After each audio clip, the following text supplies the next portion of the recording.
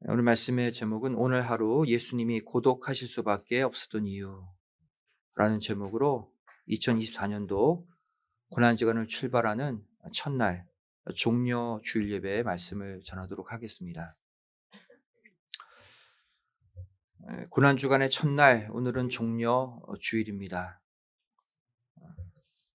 이 땅에 수많은 교회, 수많은 성도들이 예배를 드리고 신앙생활을 하지만 다른 건 몰라도 주님이 나의 죄를 위해서 대신 고난받으시고 십자가에 달려 돌아가신 사건은 모든 성도들이 알고 있습니다. 바로 그 주님의 고난이 시작되는 첫날, 종려 주일.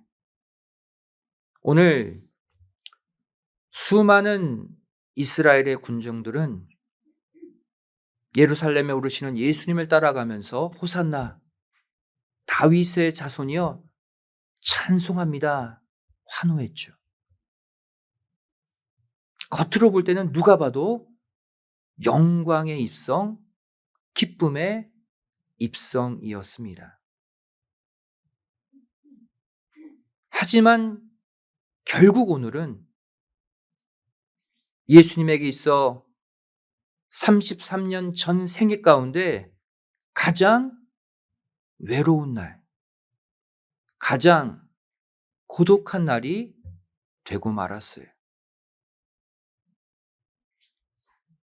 여러분, 뭐든지 시작이 올바로 돼야 끝도 올바로 맺을 수가 있죠. 우리가 고난주간의 시작인 오늘 종려 주일의 의미를 정확히 올바로 깨달아야 고난주간 전체를 온전히 올바로 지킬 수가 있는 것입니다. 이 시간 우리 모두 2000년 전 종려 주일 나귀새끼를 타고 예루살렘에 마지막으로 오르셨던 그 예수님의 마음속으로 함께 들어가셔서 오늘 예수님께서 왜 수많은 군중들과 함께 있었음에도 불구하고 고독하실 수밖에 없었는지 함께 생각해 보기를 원합니다. 첫 번째 이유죠. 예수님은 오늘 왜 고독하셔야 했는가? 바로 5일 후에 돌변할 백성들을 미리 내다 보셨기 때문입니다. 오늘 본문에서 보듯이 예수님의 마지막 예루살렘 입성에 왜 이렇게 많은 인파들이 몰려들었을까요?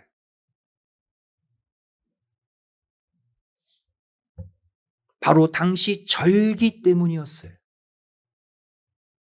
5일 후면 이스라엘의 3대 절기 가운데 하나인 유월절이 찾아오기 때문이었죠. 이스라엘의 역사가 요세푸스의 말에 의하면 이 6월절이 되면 각지에 흩어져 있는 백성들이 예루살렘으로 모여들게 되는데 그 수가 무려 270만 명이었다고 합니다. 여러분 아시죠? 이스라엘의 3대 절기는 모든 남자들이 다 모여서 예배드려야 돼요. 그러니까 3대 절기만 되면 예루살렘 그 성과 성전 주변은 인파들로 꽉 찰 수밖에 없었다는 것이죠. 그 시기에 예수님이 오늘 예루살렘에 올라가시는 거예요. 이 당시 6월절로 모이는 자들은 270만 명. 어마어마하죠. 예루살렘에 다 모여 있는 거예요. 그리고 이때 6월절 양을 약 25만 마리를 잡게 된대요. 그리고 이때 그 양의 모든 피를 어디서 씻느냐? 기드론 시내에 가서 다 씻는 거예요. 25만 마리의 양들을 다 씻는다고 해보세요. 그래서 6월절만 되면 기드론 시내가 양의 피로 벌겋게 물듭니다. 여러분, 유월절이 어떤 절기입니까?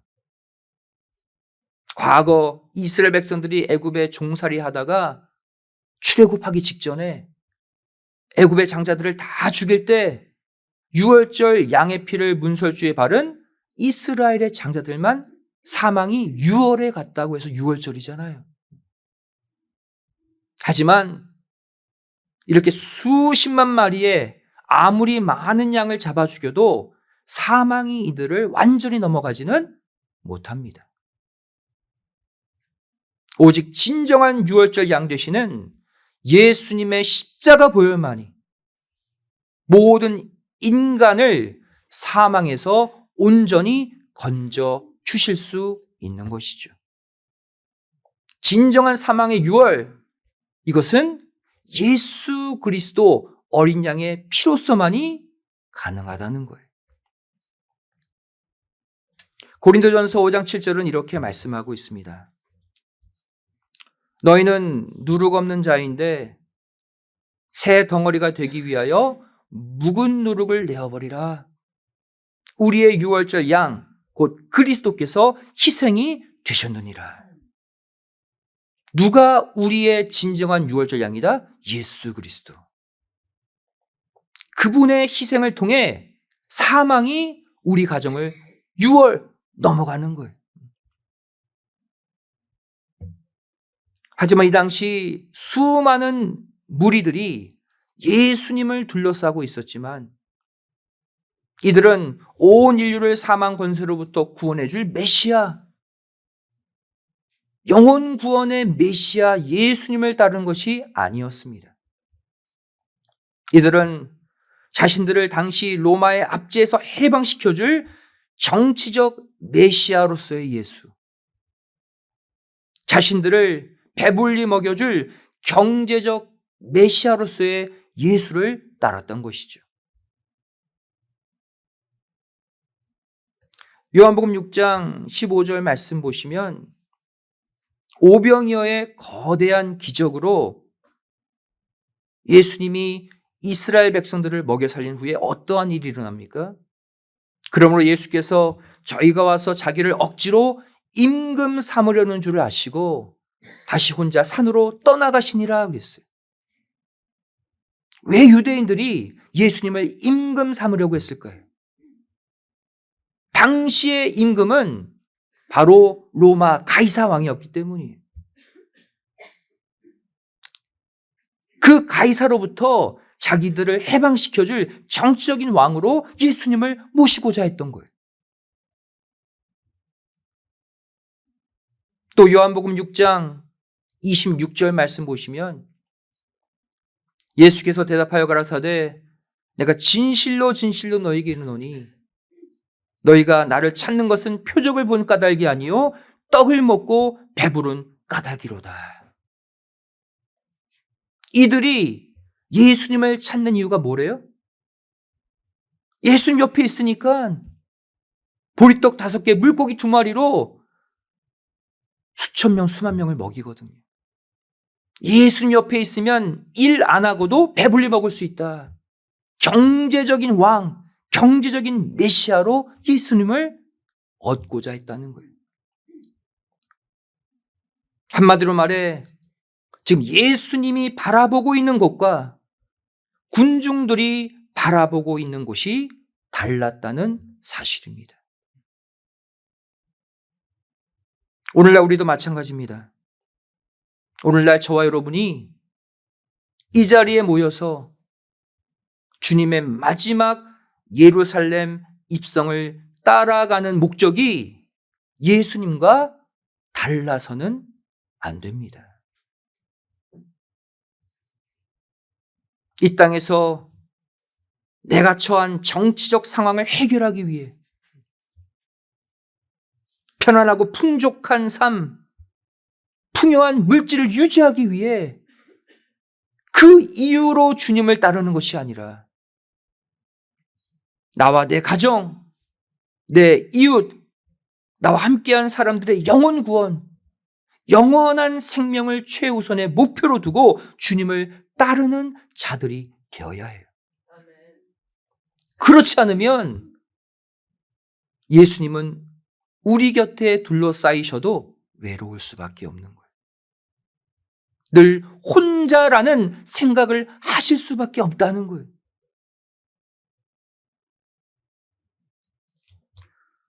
이렇게 예수님과 다른 목적을 가지고 다른 곳을 바라보고 종려 주일 예수님을 따랐던 이들은 결국 어떻게 되었습니까?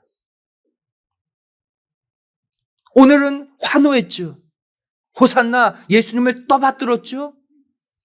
하지만 5일 만에, 일주일도 아니에요. 5일 만에 예수님을 대하는 태도가 180도 돌변하고 말았다는 사실입니다. 예수님이 이것을 내다보신 거예요. 5일 후에 이 군중들의 반응 어디에 기록되어 있습니까? 마태복음 27장 22절, 23절 말씀 보시면 빌라도가 가로되 그러면 그리스도라는 예수를 내가 어떻게 하랴? 저희가 다 가로되 십자가에 못 박혀야 하겠나이다. 빌라도가 가로되 어찌 미뇨 무슨 악한 일을 하였느냐?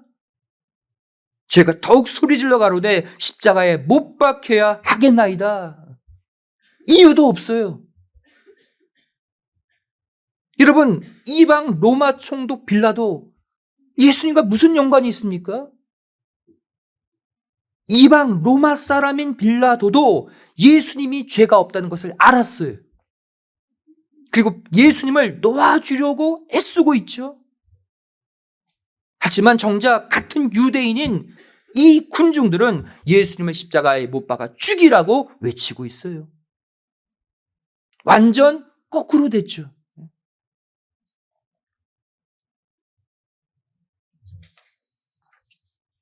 또한 빌라도가 어떻게까지 말합니까? 나는 무지하니 너희가 그 핏값을 당하라. 빌라도는 두려운 거예요. 이방인임에도 불구하고 예수님을 자기가 해하다간 자기에게 해가 임하겠다. 하지만 이 말에 백성들은, 종교 지도자들은 뭐라고 대답했습니까? 마태복음 27장 24절, 25절 말씀 보시면 이 사람의 피에 대하여 나는 무지하니 너희가 당하라. 빌라도가 이렇게 말했죠. 백성이 다 대답하여 가로되 그 피를 우리와 우리 자손에게 돌릴지어다. 자기 자신도 모자라서 자기의 자손들까지 저주를 받겠다고 다짐한 거 보세요. 악이 바친 거예요. 심지어 이들은 로마 총독 빌라도의 정치적 약점까지 이용해서 예수님의 십자가에 못 박도록 협박까지 했습니다. 하도 빌라도가 예수님을 놓으려고 하자 이들이 뭐라고 말합니까? 요한복음 19장 12절 말씀 보시면 이러함으로 빌라도가 예수를 놓으려고 힘썼으나 유대인들이 소리질러 가로되 이 사람을 놓으면 가이사의 충신이 아니니이다. 무릇 자기를 왕이라 하는 자는 가이사를 반역하는 것이니이다. 빌라도, 당신이 예수를 놓으면 당신은 반역자로 몰겠다는 거예요. 로마 황제에게 고발하겠다는 거예요.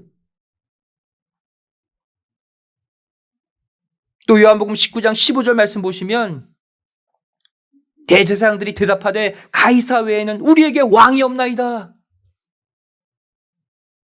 여러분, 이게 진심입니까?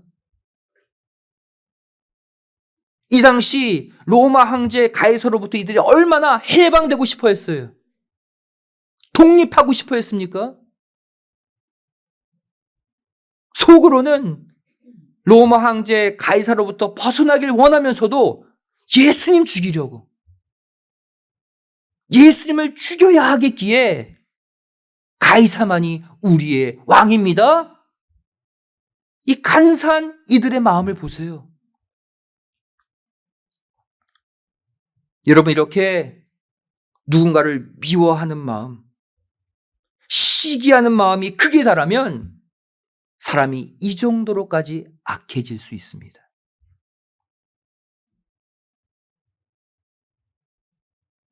자기들이 싫어하는 가이사 황제까지 들먹어가며 예수님을 반역자로 모는 거 보세요.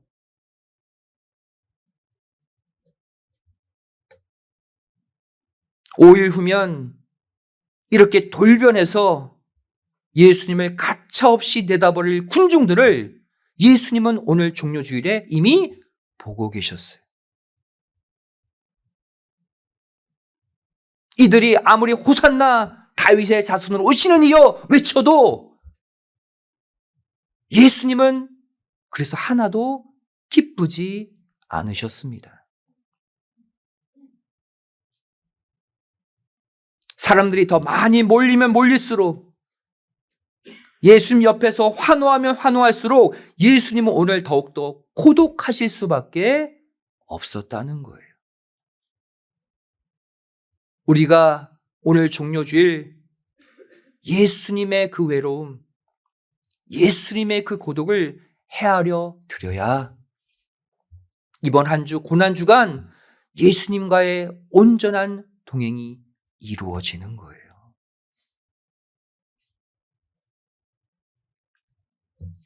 오늘날도 마찬가지입니다.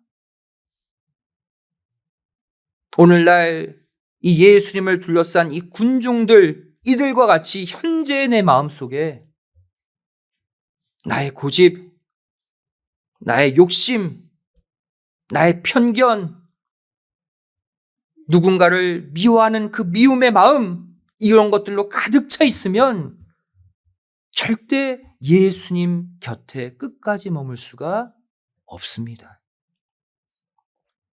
오늘은 호산나 외쳐도 5일 후에 나의 모습을 장담할 수 없는 거예요.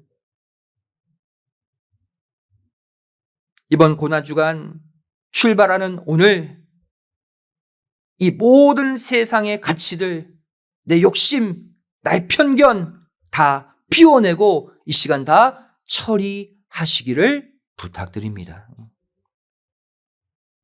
주님이 바라보는 그곳을 나도 똑같이 바라볼 수 있도록 지금의 내 마음을 주님의 은혜와 사랑과 말씀으로 채우시길 바랍니다.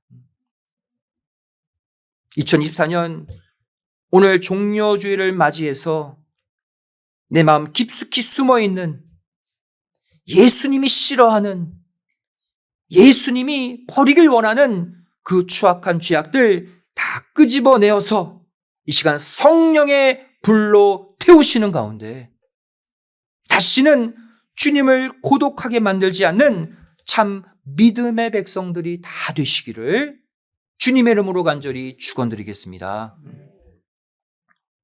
두 번째로 오늘 종료주일 수많은 군중들에 둘러싸인 예수님이 고독하실 수밖에 없었던 두 번째 이유가 무엇일까요?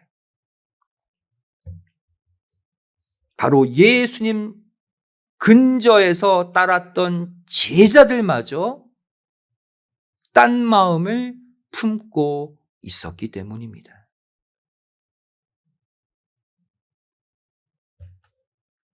예수님이 오늘 마지막으로 예루살렘에 오르시면서 고독하실 수밖에 없었던 더 큰 이유가 있어요. 백성들은 그렇다 치고 3년 동안 눈물로 기도하고 훈련시킨 제자들, 그들의 심령 상태도 아니었다는 거예요. 3년 동안 동고동락했던 예수님의 제자들마저 예수님의 마음을 조금도 이해하고 헤아리지 못하고 있었습니다.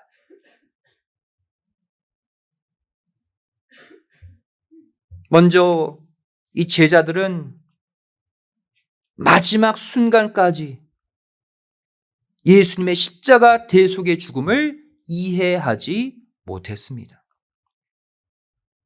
예수님이 십자가에 달리시기 직전까지도 깨닫지 못했어요. 예수님의 이 중요한 미션, 사명을 이해하지 못하면 당연히 그 곁을 지킬 수가 없는 것이죠. 예수님은 제자들에게 당신이 십자가에 달려 죽으시고 3일 만에 부활하실 것을 무려 3번이나 알려주셨습니다. 하지만 제자들은 3번이나 말씀하셨음에도 불구하고 그 사실을 깨닫지도 못했고 받아들이려고 하지도 않았어요. 그 상태로 오늘 예수님과 함께 예루살렘에 올라가고 있는 거예요. 첫 번째 예수님의 십자가 죽으심의 예고가 언제 있었습니까? 베드로의 위대한 신앙 고백 직후에 말씀하셨어요. 마태복음 16장 21절 말씀 보시면 이때로부터 예수 그리스도께서 자기가 예루살렘에 올라가 장로들과 대제사장들과 서기관들에게 많은 고난을 받고 죽임을 당하고 제3일에 살아나야 할 것을 제자들에게 비로소 가르치시니 이때 처음 공개하셨다는 거예요.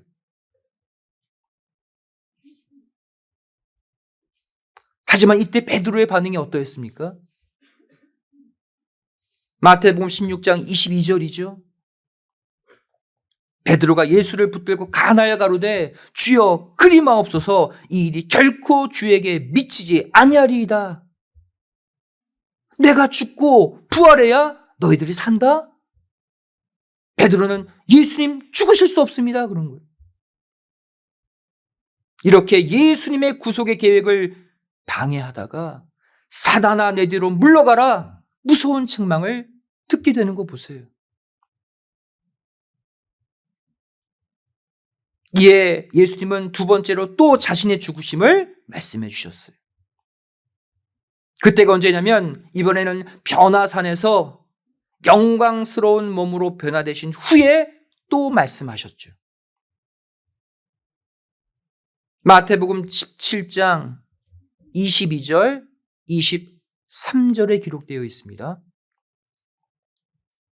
갈릴리에 모일 때에 예수께서 제자들에게 이르시되 인자가 장차 사람들의 손에 넘기워 죽임을 당하고 제3일에 살아나리라 하시니 제자들이 심히 근심하더라. 분명히 말씀하셨어요. 믿으면 되거든요.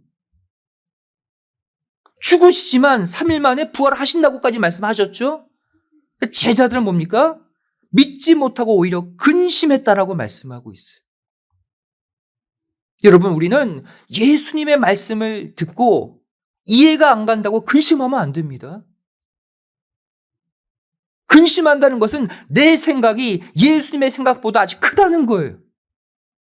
내 생각을 접어야죠. 내 생각을 죽여야죠. 그 주님의 생각을 받으면 되는데 제자들은 그걸 못했어요. 마지막으로 세 번째, 또 예수님은 당신의 죽으심을 제자들에게 말씀하셨어요. 바로 마지막 예루살렘 입성, 바로 오늘 종료주일 전에 또 말씀하셨어요. 누가복음 18장 32절, 33절 말씀이죠.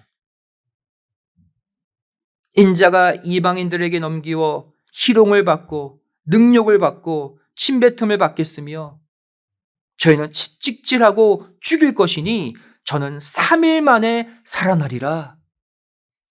3일 만에 부활하실 것들 또 말씀하셨어요.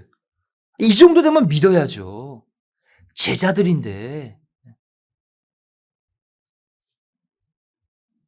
제자들이 이 예수님의 구속의 계획을 믿었다면 예수님은 오늘 외롭지 않으셨을 거예요. 하지만 마지막 세 번째 예언, 이때까지도 제자들은 어떠한 상태에 있었습니까? 누가복음 18장 34절 말씀 보시면 이 세 번째 예언에 대한 제자들의 반응이 나오죠. 제자들이 이것을 하나도 깨닫지 못하였으니 왜 예수님이 죽으셔야 되는지 아예 깨닫지 못했어요.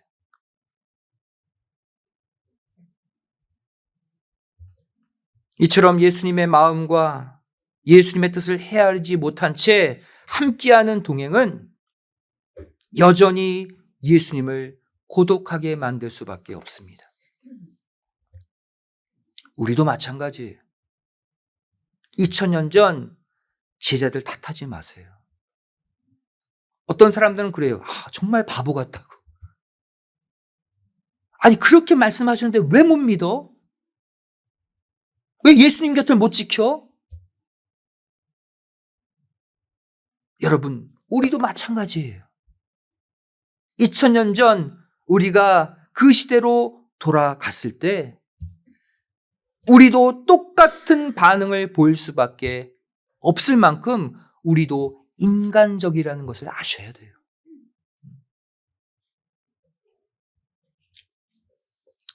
이 말씀을 가지고 오늘날 저와 여러분의 삶을 돌아보길 원합니다.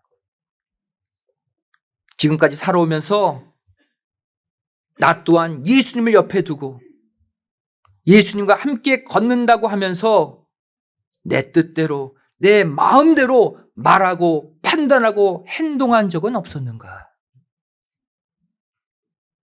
예수님은 이곳을 바라보고 이 말씀을 하시는데 자꾸 내가 원하는 것을 주장하고 예수님과 다른 곳을 바라보며 살진 않았는가?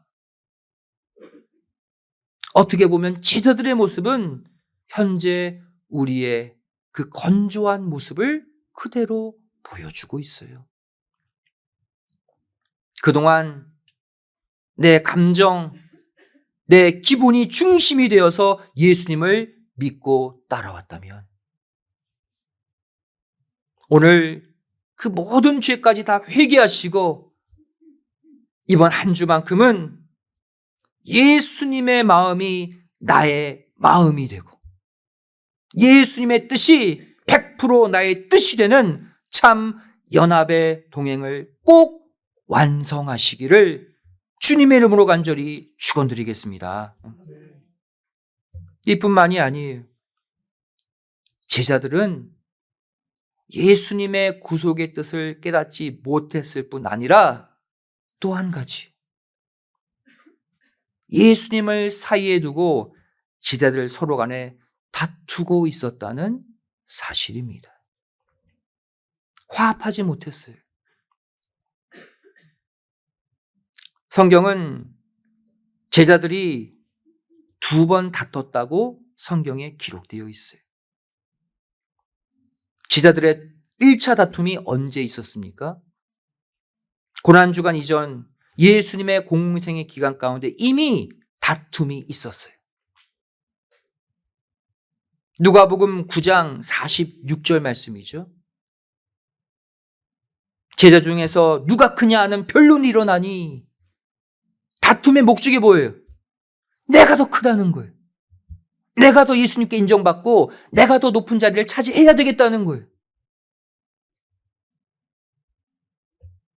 그렇다면 제자들 사이에서 왜 이런 다툼이 일어나게 됐을까요?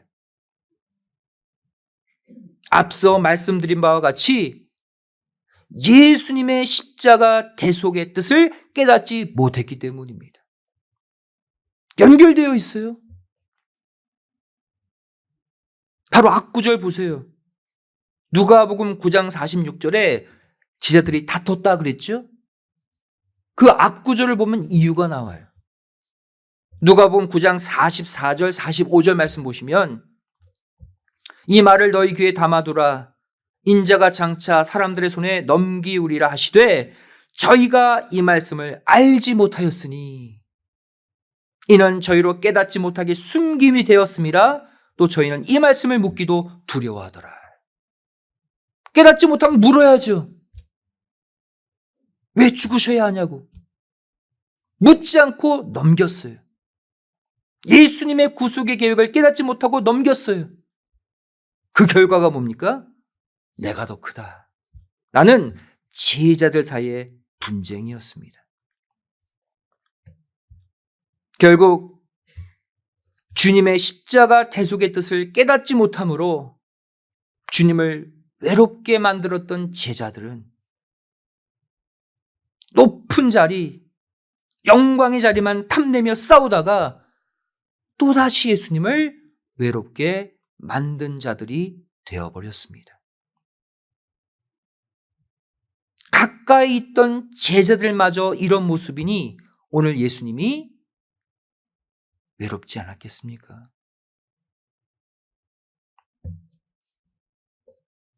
이뿐만이 아닙니다. 제자들은 또 한 번 다퉜어요. 그 시점이 언제냐?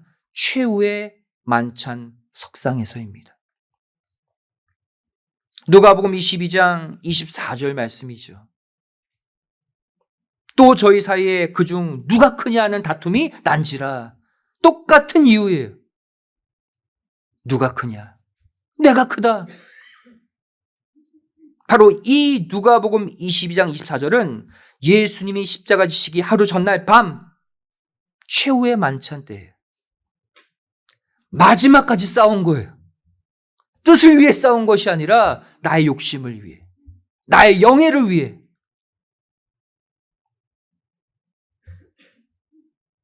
성도 여러분, 이처럼 우리가 예수님의 마음을 온전히 헤아려 드리지 못하면 결국 보이는 문제들로 인한 다툼이 끊어지지 않게 됩니다.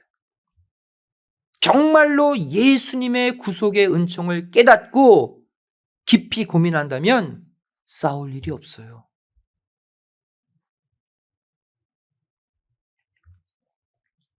여러분, 이렇게 예수님의 구속의 뜻이 아닌 나의 욕심, 나의 영광을 채우려는 마음으로 아무리 종료 예배 주일 그 예배를 드리고 고난 주간을 기념한다 해도 예수님의 고독은 절대로 해결될 수가 없습니다.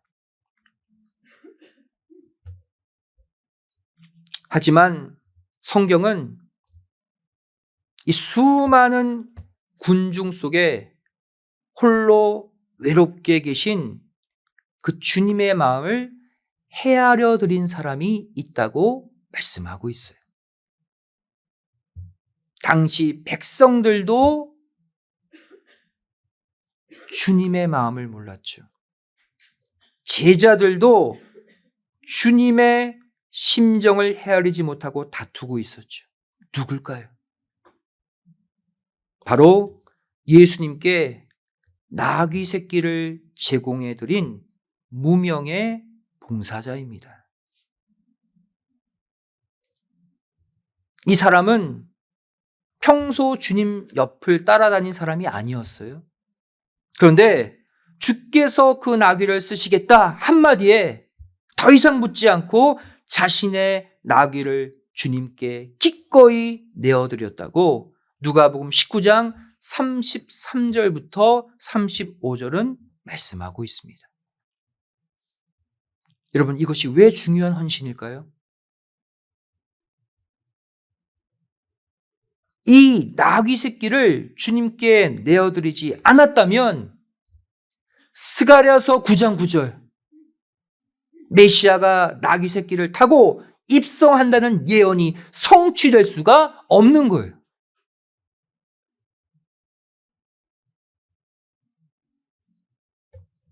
저와 여러분도 주님께서 구속의 뜻을 위해 쓰시겠다고 하면 그것이 물질이든 사업체든 건강이든 내 탤런트든 주님께 내어드릴 수 있는 무명의 봉사자들이 다 되어야 할 줄로 믿습니다. 비록 내 이름은 알려지지 않아도 성경 보세요. 이 사람의 이름은 기록되어 있지 않아요. 그래도 주님의 메시아 예언을 성취시킨 것 보세요. 지금 이 시간 전 세계 수많은 교회들, 수많은 성도들이 종려 주일 예배를 드리고 있습니다. 하지만 주님의 고난과 구속의 은총을 가슴 깊이 새기지 않고 매년 치르는 연례적인 절기처럼 지킨다면 예수님은 2000년이 지나도 수많은 크리스찬 속에서 또 고독자로 계실 수밖에 없는 것이죠. 이 수많은 군중들 가운데 예수님이 또다시 외롭고 또다시 고독하지 않도록 우리는 이번 한 주 동안 릴레이 금식기도 하고 또 화요일부터 금요일까지 고난주간 특별 새벽 예배로 주님의 고난에 동참하기를 원합니다. 2000년 전 유대인들처럼 다시는 주님을 배신하지 않도록 또 2000년 전 제자들처럼 주님의 마음을 헤아리지 못하고 서로 다투는 자들이 되지 않도록 새로운 마음, 새로운 각오, 새로운 결단으로 이번 고난주간 금식하며 새벽을 깨어 기도하는 십자가의 군병들이 다 되시기를 주님의 이름으로 간절히 축원드리겠습니다. 기도하시겠습니다.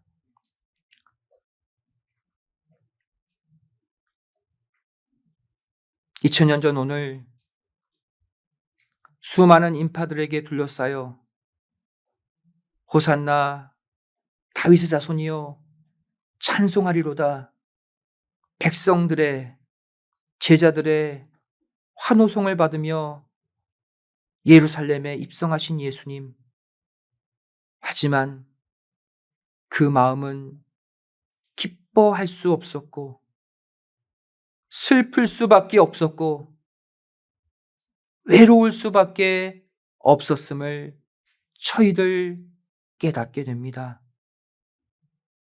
오늘 이 종료주일 우리는 예수님의 구속의 은총을 깨닫는 제자들이 되기를 소원합니다. 그래서 수많은 사람들에게 그 예수님을 변호하고 예수님의 십자가의 복음, 피의 복음을 증거할 수 있는 예수님의 성숙한 제자들이 되기를 소원합니다.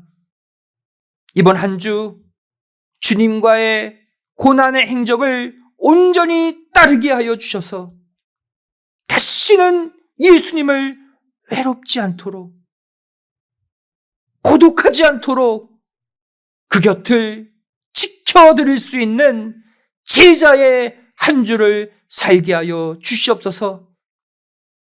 이 땅에서 내가 꿈꾸는 많은 계획들 잠시 내려놓고 예수님의 구속의 은총 그것에 감격하며 예수님이 가시는 곳에 함께하는 거룩한 성별된 한 주를 살게 하여 주시옵소서. 그래서 마침내 예수님의 부활의 영광으로 각 가정마다 죽었던 모든 것들이 살아나는 부활의 역사가 일어나게 하여 주시옵소서. 간절히 빌고 소원하오며 사랑 많으신 예수님의 이름으로 기도드리옵나이다. 아멘. 함께 올려주겠습니다.